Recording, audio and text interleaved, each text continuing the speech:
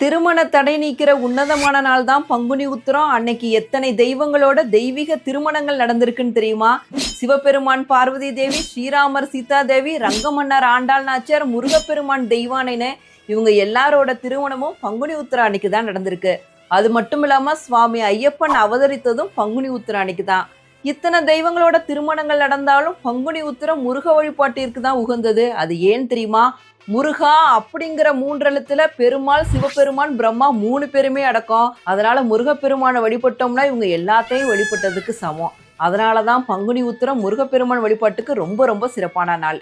வரன் சரியா அமையணும், குழந்தை பாக்கியத்திற்காக காத்திருக்கவங்க, கணவன் மனைவிக்குள்ள நல்ல ஒற்றுமை அமையணும் அப்படின்னு நினைக்கிறவங்க பங்குனி உத்திரம் அன்னைக்கு விரதம் இருந்து முருகப்பெருமானை வழிபட்டீங்கன்னா எல்லா தடைகளும் நீங்கி சிறப்பான வாழ்க்கை அமையும். இந்த வருஷம் பங்குனி உத்திரம் வர ஏப்ரல் 1ஆம் தேதி வர இருக்கு. உத்திரம் நட்சத்திரம் மார்ச் 31ஆம் தேதி மாலை 3:20 மணிக்கு